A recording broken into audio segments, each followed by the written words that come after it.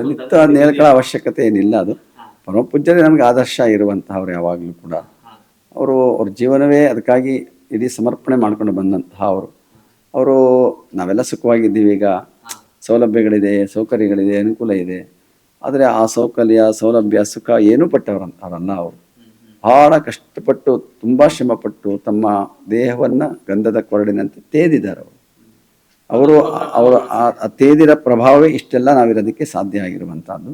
ಅವರೇ ಒಂದು ಸ್ಫೂರ್ತಿ, ಒಂದು ಮಾದರಿ, ಆದರ್ಶ ಎಲ್ಲ ಆಗಿರುವಂಥದ್ದು.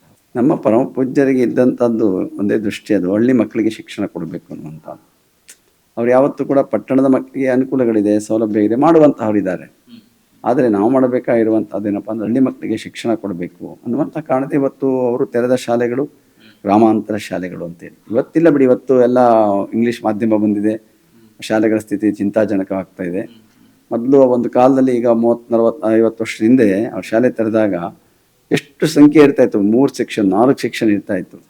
ಈಗ ಅಂಥ ಒಂದು ಶಾಲೆಗಳಲ್ಲಿ ಒಂದು ಸೆಕ್ಷನಲ್ಲಿ 20 ಜನ ಮಕ್ಕಳು ಹುಡುಕಕ್ಕೆ ಆಗ್ತಾ ಇಲ್ಲ. ನಾವು ಕನ್ನಡದವ್ರು ಮುಚ್ಚ ಸ್ಥಿತಿ ಬಂದ್ಬಿಟ್ಟಿದ್ದಾವೆಲ್ಲ.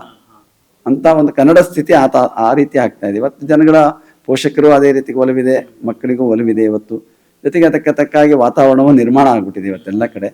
ಹಾಗೆ ಶಾಲೆಗಳು ಕೂಡ, ಕಾನ್ವೆಂಟ್ ಶಾಲೆಗಳು ಎಲ್ಲೆಲ್ಲೂ ಕೂಡ ಈಗ ನಾಯಿ ಕೊಡೆಗಳಂತೆ ನಾವು ಹಾಗೆ ಎಲ್ಲ ಕಡೆನೂ ಆಗ್ಬಿಟ್ಟಿದೆ ಇವತ್ತು. ಬಸ್ಸುಗಳು ಒಂದು ಕಾಲದಲ್ಲಿ ಬಸ್ಸೇ ಹೋಗದಿರೋ ಜಾಗಗಳಿಗೆ 8-10 ಬಸ್ಸು ಶಾಲೆಗಳು ಬಸ್ ಬರ್ತವೆ ಇವತ್ತೆಲ್ಲ. ಅಂಥ ಪರಿಸ್ಥಿತಿ ಇರುವಂಥದ್ದು. ಅದೊಂದು ಸವಾಲಾಗಿದೆ, ನಮಗೆ ಬಹಳ ಕಠಿಣ ಆಗ್ತಾ ಇದೆ.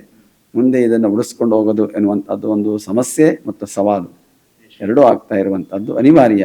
ನಾವು ಉಳಿಸ್ಕೊಳ್ಳೋದು ಕಷ್ಟ ಆಗ್ತಾ ಇದೆ, ಉಳಿಸ್ಕೊಳ್ಳೋದು ಹೇಗೆ ಅನ್ನುವಂಥದ್ದೊಂದು ಸವಾಲು ಆಗ್ತಾ ಇರುವಂಥದ್ದು. ನೋಡಬೇಕು ಮುಂದಿನ ದಿವಸಗಳಲ್ಲಿ ಏನು ಮಾಡ್ಬೋದು ಅನ್ನೋದು ಚಿಂತನೆ ಮಾಡಬೇಕಾಗಿದೆ.